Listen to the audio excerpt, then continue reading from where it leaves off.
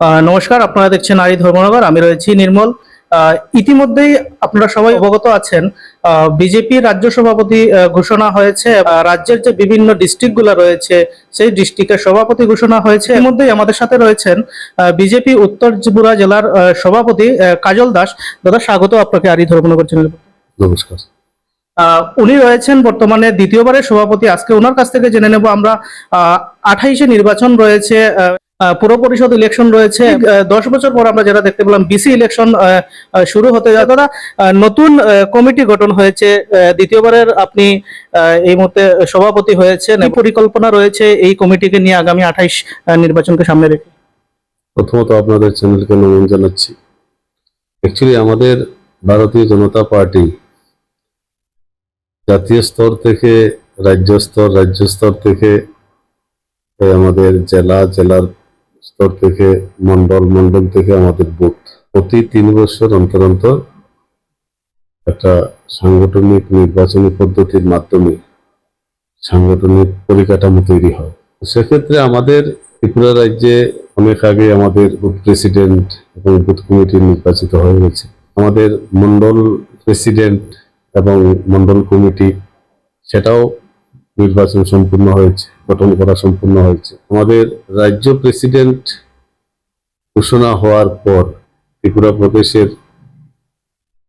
নতুন প্রদেশ সভাপতি আমাদের অভিষেক দেবরায়, উনি প্রেসিডেন্ট হিসাবে ওনার নাম ঘোষণা হয়েছে, উনি দায়িত্ব গ্রহণ করেছেন।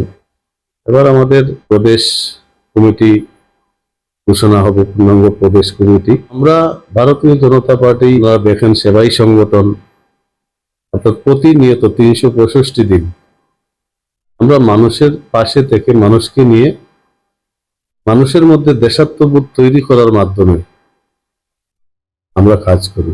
তো সেই কাজের মধ্যে যে ইলেকশন গুলো আসে, নির্বাচন আসে, সেগুলো সবসময় আমরা প্রস্তুত থাকি। নির্বাচন আসলে সেটা নিয়ে আমাদের আলাদাভাবে অন্য কোনো চিন্তা করতে হয় না।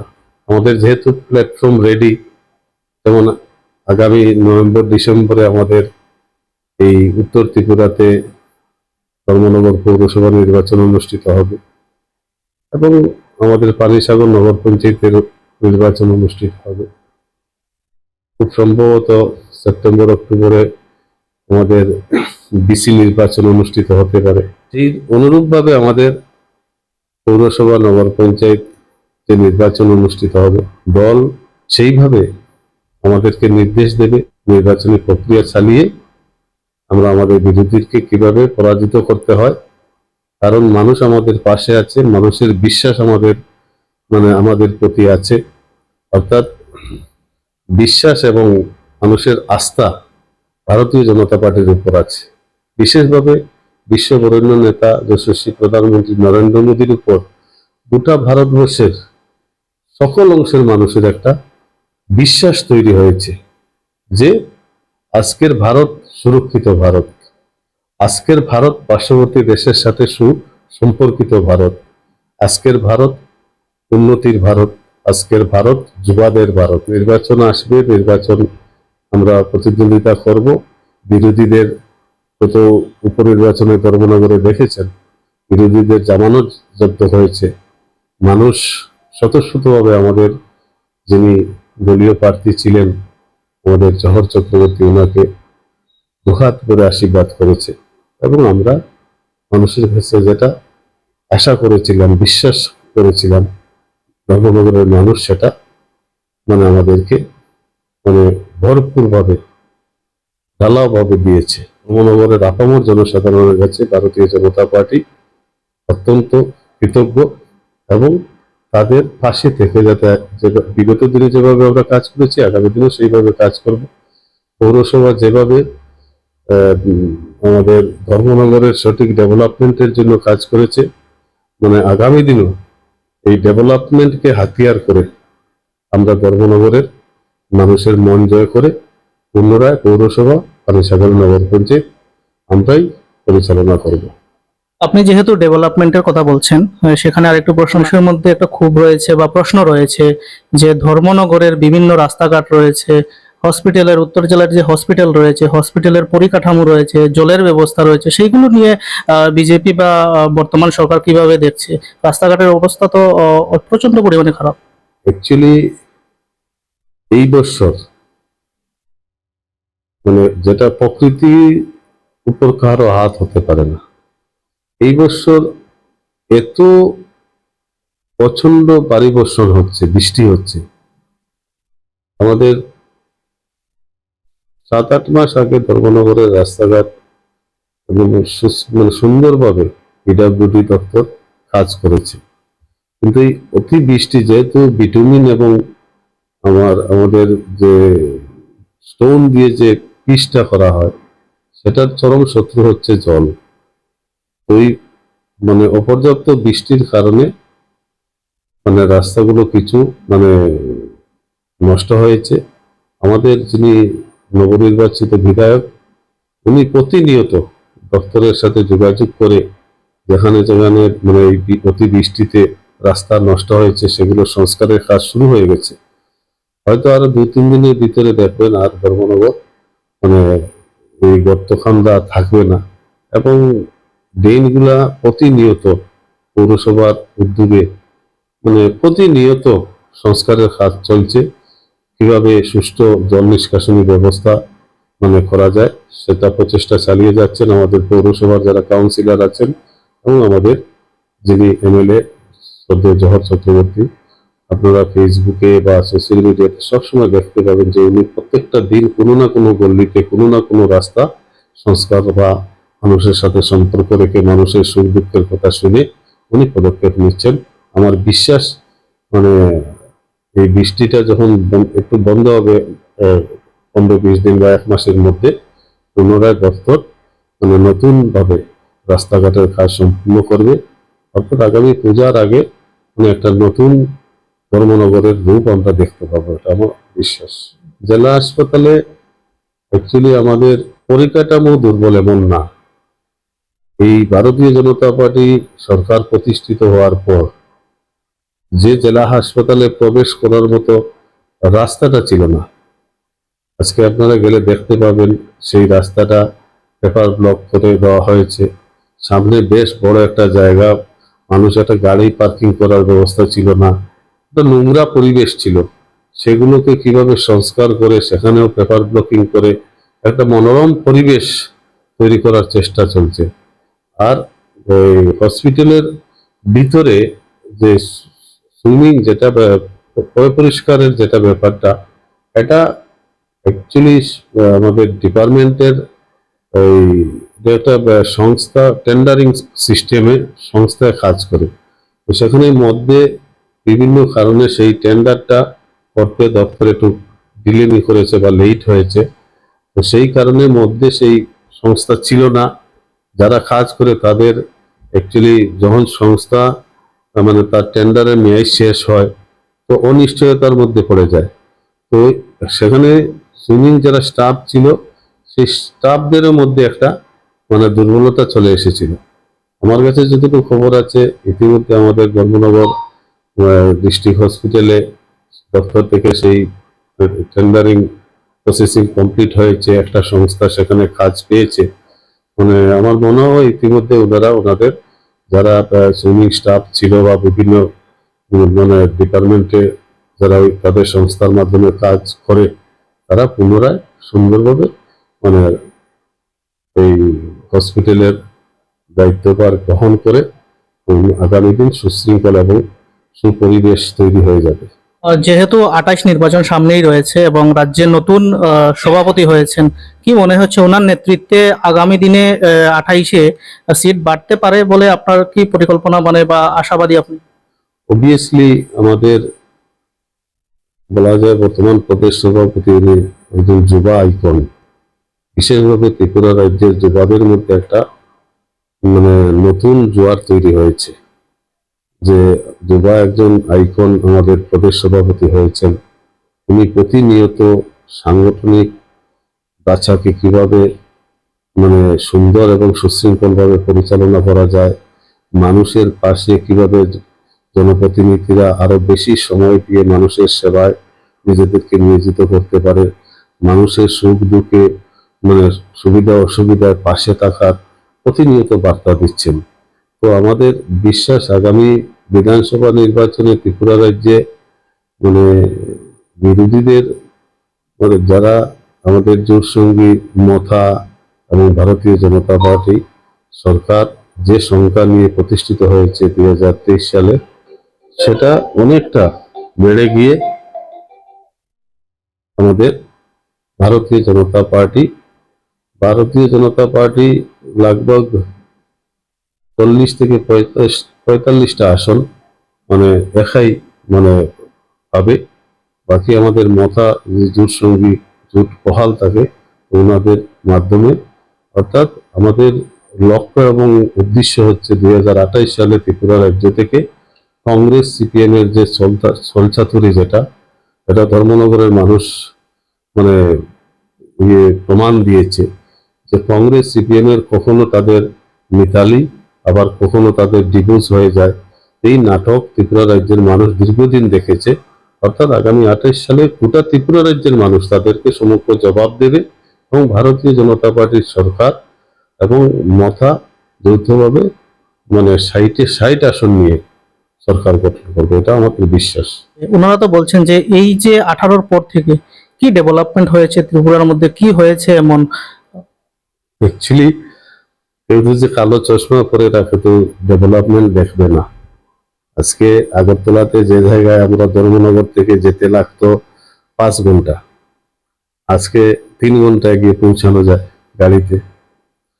যে মানে একটা ব্রডগেজ লাইন ছিল না, মিটার গেজ লাইন ছিল, আজকে ধর্মনগরের মানে স্টেশন থেকে যে কেউ দিল্লিতে যাবে, বোম্বে যাবে, উত্তরপ্রদেশ যাবে, গুয়াহাটিতে যাবে, যে কোনো ভারতবর্ষের যে কোনো জায়গায় যাবে, তো কানেক্টিং যে রেলের সুবন্দোবস্ত করে দিয়েছেন নরেন্দ্র মোদী এবং আমাদের ত্রিপুরা সরকার শ্রদ্ধেয় মুখ্যমন্ত্রী মানিক সাহা। ওনারা সেই ডেভেলপমেন্ট গুলো দেখবে না। আজকে প্রায় 8টা জাতীয় সড়ক এই ত্রিপুরা রাজ্যে নির্মাণ হয়েছে। আজকে কৃষকদের ওই তো 20 তারিখ 2000 টাকা করে ত্রিপুরা রাজ্যের প্রায় 55,000 কৃষক 2000 টাকা করে অনুদান পেয়েছে। প্রত্যেক 3 মাস অন্তর অন্তর ওনারা সেই অনুদান মানে বছরে 6000 টাকা পায় 4 মাস অন্তর অন্তর।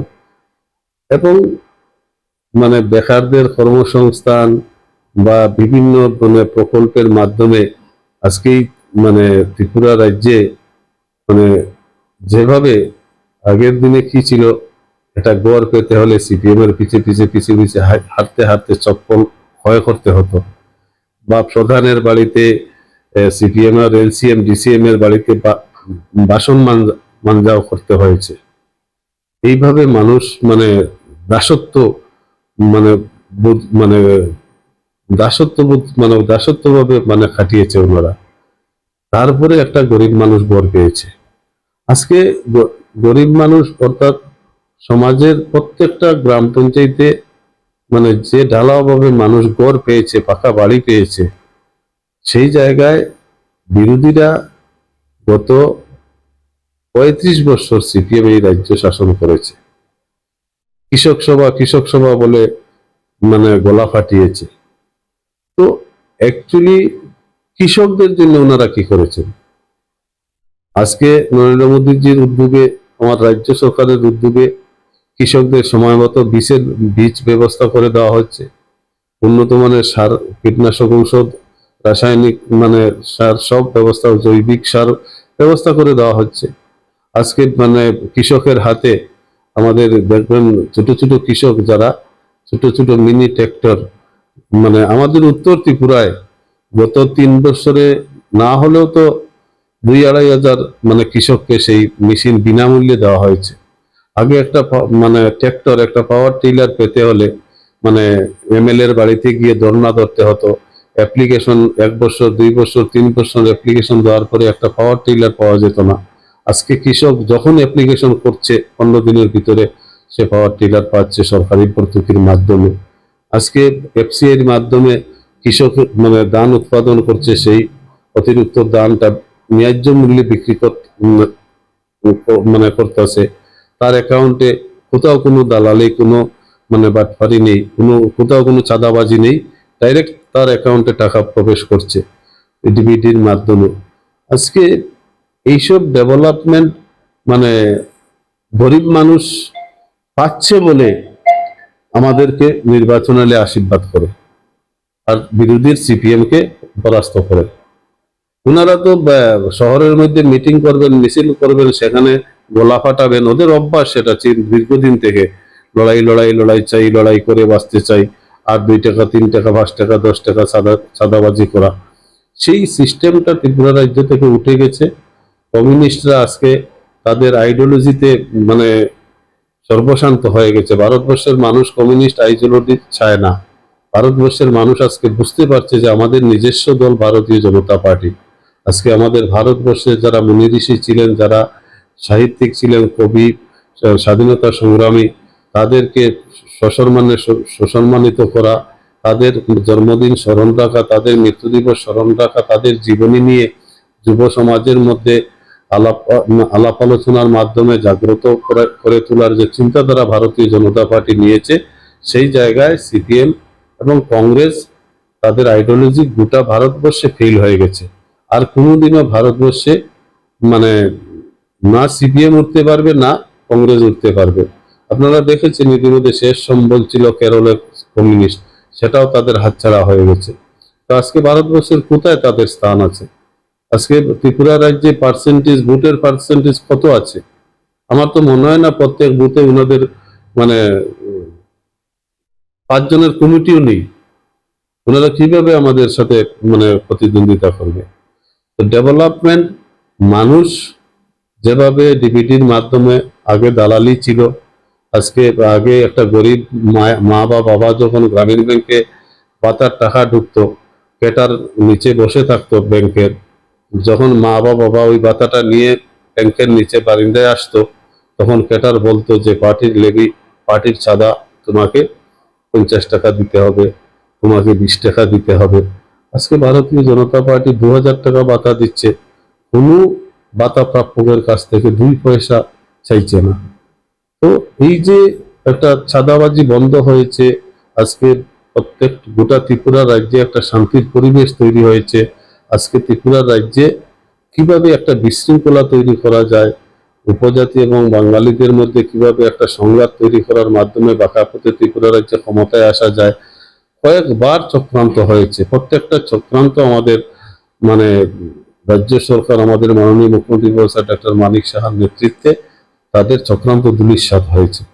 অর্থাৎ আমাদের পাশে মানুষ আছে, মানুষের সেবাই আমরা সংগঠনের পাতেও করে আমরা কাজ করি, সেখানে উন্নয়ন ওনারা দেখতে হবে, আর আমাদের তাদেরকে দেখিয়ে উন্নয়ন করতে হবে।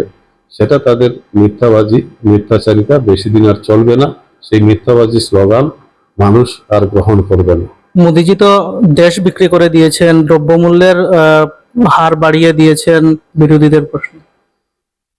মোদিজি দেশ বিক্রি করে দিয়েছে, এই যে কথাটা যখনই মানুষের সামনে বলবে, তখনই যে বলবে, যে দলের নেতা বলবে, ওই দলের নেতাই হাসির খোরাক হবে। মানুষ আজকে সচেতন। আজকে মানুষের হাতের মধ্যে গোটা পৃথিবী, মোবাইল খুললেই গোটা পৃথিবীকে দেখতে পাচ্ছে। নরেন্দ্র মোদী কি করছেন, আজকে বিশ্ব দরবারে যার জয় জয়কার হচ্ছে। ভারতবর্ষের আজকে দেখুন গোটা পৃথিবীকে তাক লাগিয়ে দিয়েছে যে এত বড় একটা স্কিম, মানে আমাদের পিএম স্বাস্থ্য বীমা, যেটা আজকে গোটা ভারতবর্ষের মানুষ বিনামূল্যে যে চিকিৎসার সুযোগ পাচ্ছে। এই প্রকল্প কিভাবে পরিচালনা করছেন নরেন্দ্র মোদী, সেগুলো নিয়ে বিশ্বের অন্যান্য দেশ রিসার্চ করছে, ওনার কাছ থেকে বা ওনার উপদেষ্টাদের কাছ থেকে পরামর্শ নেওয়ার চেষ্টা করছে। সেখানে আমাদের দেশের হৃদ গৌরব আজকে 2014 সালের আগে কোথায় ছিল, আর বর্তমানে ভারতবর্ষের মানে বিশ্ব দরবারে কোথায় স্থান আছে। আজকে বিশ্ব অর্থনীতিতে মানে 2014 সালের আগে 11 নম্বর স্থানে ছিল, সেই জায়গায় আজকে আমরা 2025-26 সালে আমরা 4র্থ স্থানে। কিছুদিনের মধ্যে নরেন্দ্র মোদী যেভাবে কাজ করছেন যে আমরা তৃতীয় স্থানে চলে আসব, তো সেই জায়গায় মানে নরেন্দ্র মোদীর এগেইনস্টে রাহুল গান্ধী হোক, মমতাদি তো বলেছেন কি অশ্লীল ভাষায় কথাবার্তা বলেছেন আমাদের অমিত শাহজিকে, আমাদের নরেন্দ্র মোদীকে, আপনারা সবাই শুনেছেন সোশ্যাল মিডিয়ার মাধ্যমে। সেগুলো কলকাতার মানুষ মানে সহ্য করতে পারেনি।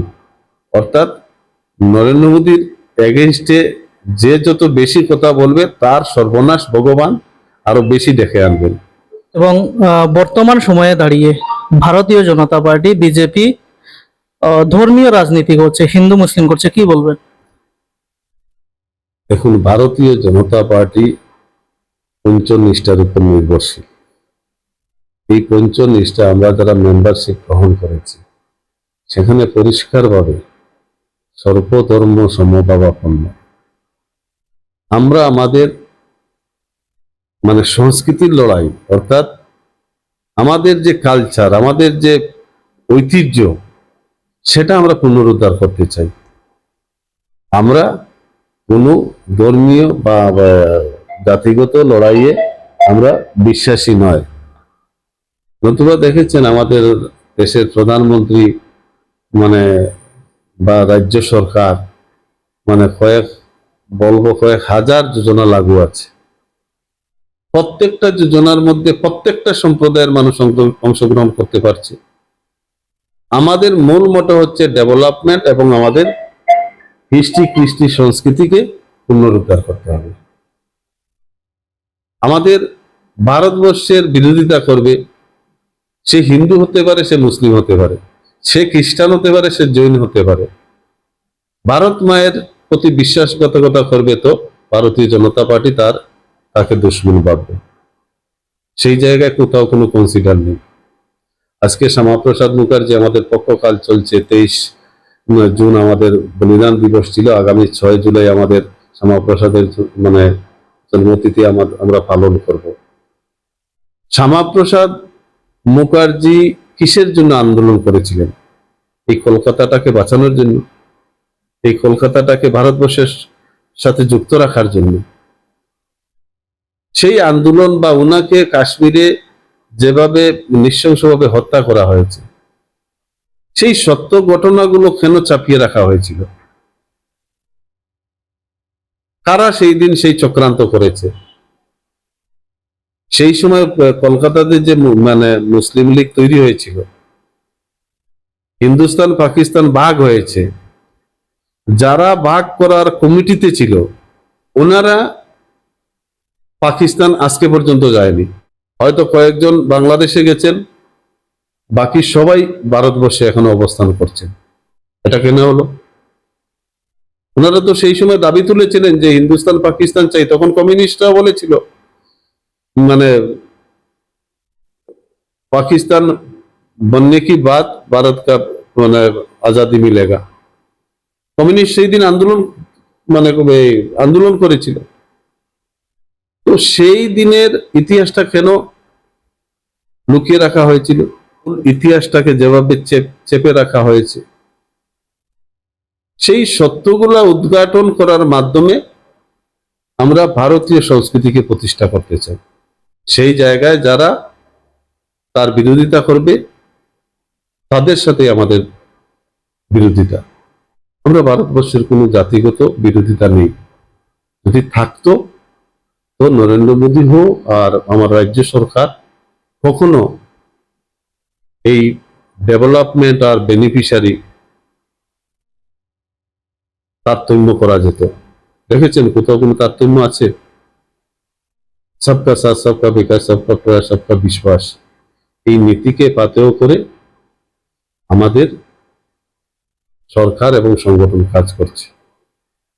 সেই জায়গায় মিথ্যাচারিতা করে ধর্মীয় জিকির তুলে একটা স্বচ্ছ মানে নিষ্ঠাবান দলকে কলঙ্কিত করা যায় না।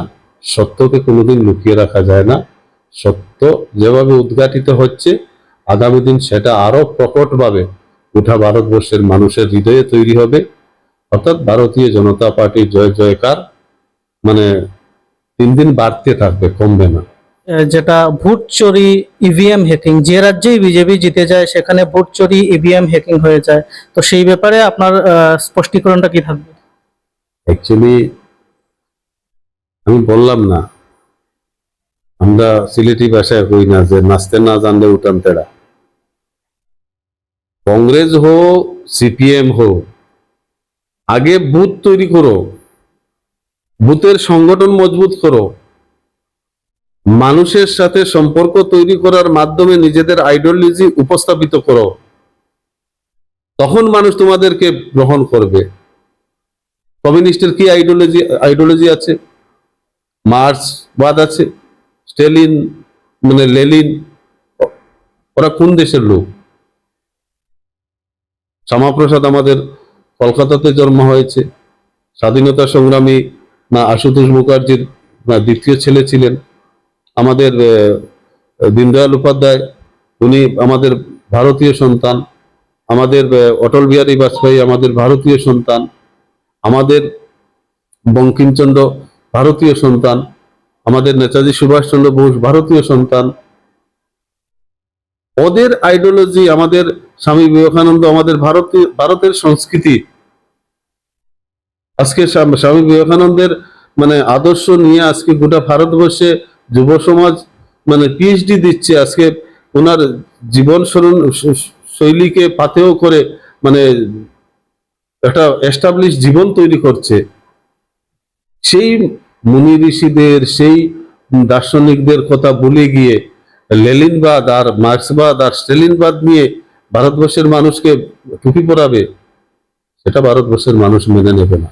তো সেখানে মানে বুটিং মিসিং হ্যাকিং হয়ে গেছে, চুরি হয়ে গেছে, অনেক আন্দোলন হয়েছে। ভারতবর্ষের মানুষ মানে সেটা পরিষ্কার, এর পরেও যে নির্বাচন হয়েছে পরিষ্কারভাবে প্রমাণ করে দিয়েছে যে মিথ্যাচারী করে, নিজের আদর্শ আইডিওলজি সংগঠন মজবুত না করে মানে একটা দলের বিরুদ্ধে, ব্যক্তির বিরুদ্ধে গালিগালাজ করে, মিথ্যাচার করে আমার সরকার প্রতিষ্ঠিত করব, এমন পরিবেশ আর ভারতবর্ষে নেই। আজকে ভারতবর্ষের মানুষ মানে একটা যুগান্তরিক মানে পরিবর্তন এসে গেছে। তো সেই জায়গায় ভারতবর্ষের মানুষকে আর বোকা বানানোর কোনো রাস্তা নেই। একটা সময় মানুষ মানে সোশ্যাল মিডিয়াতে একটু দুর্বল ছিল। ভারতবর্ষে আজকে মানে প্রত্যেকটা গ্রামে গঞ্জে সোশ্যাল মিডিয়া পৌঁছে গেছে। আজকে প্রত্যেকটা মানুষের হাতে হাতে অ্যান্ড্রয়েড মোবাইল। আজকে টিভিতে রেডিওতে খবর শুনতে হয় না, প্রতি মুহূর্তে ভারতবর্ষে গোটা বিশ্বের নিউজ মানুষের কাছে আছে। তো মানুষ সেগুলো যখন ওনারা আন্দোলন করেন তখন দেখবেন সবাই মানে ওদেরকে হাসি ঠাট্টা করে। এদের ভ্রান্ত সিদ্ধান্ত চিন্তাধারা ভারতবর্ষে আর চলবে না। তাই প্রত্যেকটা নির্বাচনে ওদের পরাজয় অনিবার্য। ওই দক্ষিণ ভারতে একটা গত যে কলকাতার লগে নির্বাচন হয়েছে, সেখানে তো একটা আঞ্চলিক দল মানে প্রতিষ্ঠিত হয়েছে। সেখানে ভোটিং মেশিন কেন হ্যাকিং হলো না? সেখানে ভোট চুরি কেন হলো না? এখানের মানুষ ওনাকে ভোট দিয়েছে তো উনি পাস করেছেন। কলকাতায় লম্বা লম্বা ডায়লগ আমরা শুনেছি। আজকে কলকাতার মানুষ ভারতীয় জনতা পার্টিকে আশীর্বাদ করেছে, ভারতীয় জনতা পার্টি সরকার প্রতিষ্ঠিত হয়েছে। আজকে আমাদের শ্যামাপ্রসাদ মুখার্জির মানে প্রতি সরকারটা সমর্পিত হয়েছে। যে শ্যামাপ্রসাদ এই মাটি থেকে মানে দেশ হিতে, দেশের মঙ্গলার্থে মানে আন্দোলন শুরু করেছিলেন। এই জায়গায় মিথ্যাচারী করে কোনো লাভ হবে না। সত্যের উপর দাঁড়িয়ে বুথে বুথে সংগঠন বানিয়ে এবং প্রত্যেকটা ক্ষেত্রে সংগঠনকে মজবুত করে নির্বাচনে গেলে তাদের রেজাল্ট ভালো হবে। কিভাবে যাবে? কেউ প্রেসিডেন্ট হবে তো মানে অফিসের চেয়ার দালান বাড়ি ভেঙে দেবে আরব পার্টি, আবার অন্য কেউ টিকিট পেয়ে গেলে আরব পার্টি পেছন থেকে ওকে হারানোর পরিকল্পনা গ্রহণ করবে। ওই যে বিশৃঙ্খল পরিবেশ মানে কংগ্রেসের মধ্যে, সেটা আদিকাল থেকে, স্বাধীনতার লগ্ন থেকে। জওহরলাল নেহরু মানে আমাদের তৎকালীন সময়ে যিনি প্রধানমন্ত্রী, উনার সময় থেকে ইন্দিরা গান্ধী, আমরা গতকালকে মানে ব্ল্যাক ডে পালন করেছি। ইন্দিরা গান্ধী নিজের ক্ষমতাকে আঁকড়ে ধরে রাখার জন্য মানে অন্যায়ভাবে ভারতবর্ষের সংবিধানকে মানে অপমানিত করেছে, মানে গোটা ভারতবর্ষের মানে একটা ইমার্জেন্সি লাগু করে নিজের অস্তিত্ব টিকিয়ে রাখার চেষ্টা করেছে। এরা জন্মসূত্রে মানে মিথ্যাচারী, সেটা এতদিন ক্ষমতার দৌলতে সামনে আসেনি, এবার ক্ষমতা হারিয়েছে, আরো সর্বশান্ত হবে। ভারতীয় জনতা পার্টি মূল সত্য উদ্ঘাটনের মাধ্যমে তাদের মুখে চুনকালি লাগিয়ে দেবে, সেটা কনফার্ম। যে 18-র আগে যারা ভারতীয় জনতা পার্টির হয়ে সেই সময়ে ভয়কে উপেক্ষা করে মাঠে নেমেছিলেন, কিছু বিষয়ে আসতে গেলে দেখা যায় যে অনেকেই বর্তমানে নেই, কিছু কিছু আছেন, কিছু কিছু নেই। 28-এ এই যে রাজ্যের যে সভাপতি পরিবর্তন হয়েছেন এবং ডিস্ট্রিক্ট সভাপতি পরিবর্তন হয়ে তাদেরকে আবার 28-এর আগে দলে খুঁজে বের করে এসে দলে সেই সম্মান দেওয়া হবে। আমরা অ্যাকচুয়ালি আমরা বললাম না 365 দিন আমাদের কর্মসূচি লেগে থাকে। এই যে আমাদের 5 জুন থেকে আগামী মানে 6 জুলাই পর্যন্ত আমাদের কর্মসূচি আছে। আমরা ইতিমধ্যে আপনারা হয়তো সেটা আমরা সবসময় প্রচারে নিয়ে আসি না, যে আমাদের বিধায়কদেরকে বলে দেওয়া হয়েছে পুরানা হো, সমাজের মানে বয়োজ্যেষ্ঠ গুরুজন হো, প্রতিষ্ঠিত ব্যবসায়ী, ধার্মিক, খেলোয়াড়, এমনতর ব্যক্তিদের সাথে, পুরানা কার্যকর্তাদের সাথে প্রত্যেক এমএলএ 25টা বাড়িতে সম্পর্ক স্থাপন করবে।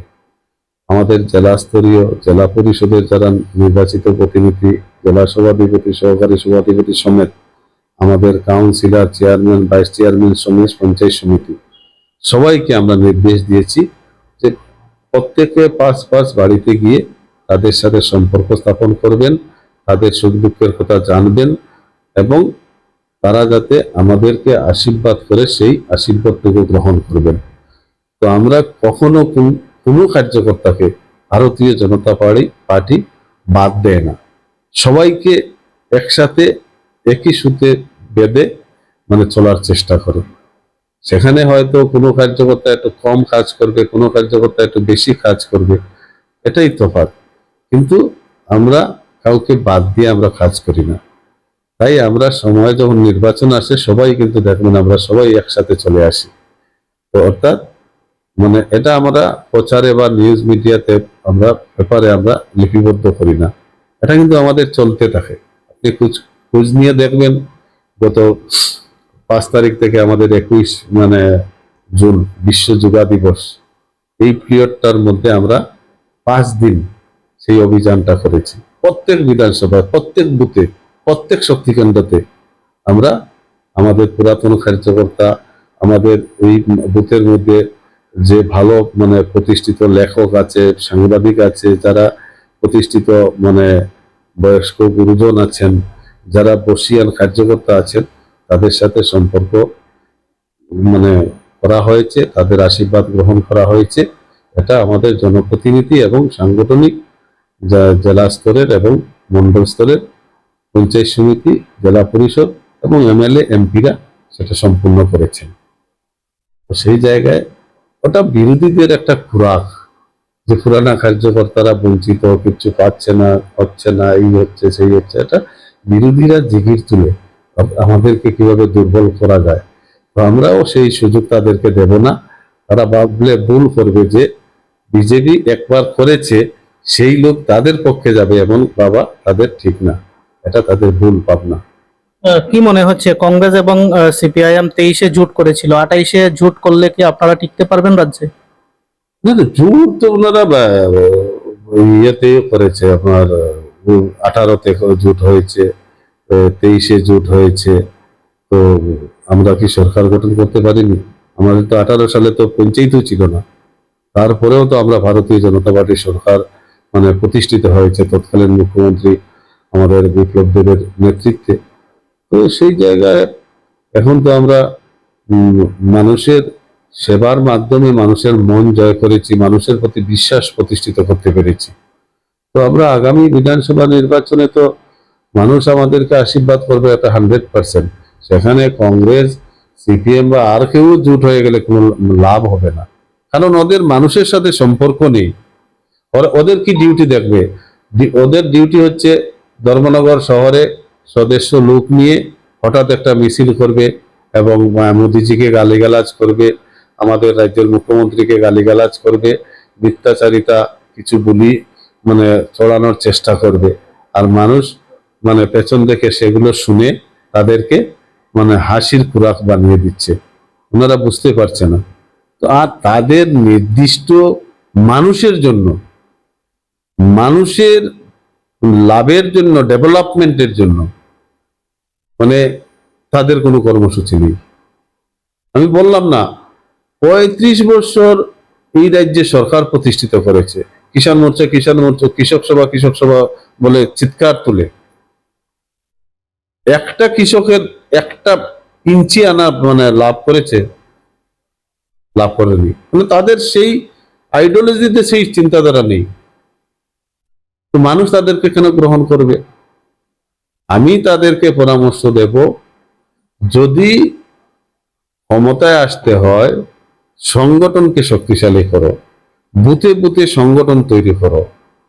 আমরা যখন 18-র আগে আমাদের মানে প্রাক্তন মুখ্যমন্ত্রী বিপ্লব দেব মুখ্যমন্ত্রী ছিলেন, আমাদের বর্তমান যিনি মুখ্যমন্ত্রী উনিও সাধারণভাবে মানে বিভিন্ন সময়ে বিভিন্ন দায়িত্ব পালন করেছেন। আমাদের ধর্মনগরেও এসে বুথে বুথে উনি সম্পর্ক স্থাপন করেছেন। আমরা প্রথম আমাদের বুথে পৃষ্ঠা প্রমুখ মানে বুথ কমিটি বানিয়েছি, গাঁওসভা কমিটি বানিয়েছি, আমরা পৃষ্ঠা প্রমুখ বানিয়েছি, মানুষের দ্বারে দ্বারে গিয়ে সম্পর্ক স্থাপন করেছি, মানুষকে সিপিএম কংগ্রেসের যে বিভিন্ন দুর্নীতির কথা আমরা তুলে ধরার চেষ্টা করেছি, মানুষ সেটা মানে প্রমাণ পেয়েছে। প্রমাণ পাওয়ার পর ধীরে ধীরে মানুষ ভারতীয় জনতা পার্টির দিকে মানে আকৃষ্ট হয়েছে, তারপর সরকার পরিবর্তন হয়েছে। এমনিতে সরকার ধর্মনগর শহরে, পানিসাগর বাজারে বা কদমতলা বাজারে হাউ হুল্লাই করে একটা মিছিল করিয়া লাইলাম, আন্দোলন করিয়া লাইলাম, আর আমরা সরকার আইছিলাম, এমন চিন্তাধারা করিয়া কোনো লাভ হইতো না। ত্রিপুরা রাজ্যের মানুষ সচেতন এবং অনেক গুণ মানুষ, মানে অনেক মানে উচ্চ শিক্ষিত মানুষ আজকে ত্রিপুরা রাজ্যে বসবাস করে। আজকের দিনের যুব সমাজ সবাই শিক্ষিত, তাদেরকে বোকা বানিয়ে তাদের মূল্যবান ভোট সিপিএম কংগ্রেস কুড়াতে পারবে না, অর্থাৎ তাদের ক্ষমতায় আসাও কোনোদিন পূরণ হবে না। তাহলে 28-এ আপনারা আবারও সরকার গঠন করছেন? 100% অবভিয়াসলি। বললাম না, যদি আমাদের জোট মতার সাথে থাকে তো আমাদের বিশ্বাস 60 আসন নিয়ে আমরা ভারতীয় জনতা পার্টি সরকার আবার তৃতীয়বারের মতো প্রতিষ্ঠিত হবে। অসংখ্য ধন্যবাদ আমাদেরকে সময় দেওয়ার জন্য। ধন্যবাদ। আপনারা দেখলেন, আজকে আমরা কথা বললাম ডিস্ট্রিক্ট সভাপতি যিনি রয়েছেন কাজল দাসের সঙ্গে। উনি 28-এর যে নির্বাচন সেটা নিয়ে এখন থেকেই ফুল কনফিডেন্ট রয়েছেন। চোখ রাখুন আরই ধর্মনগরের পর্দায়। ধন্যবাদ।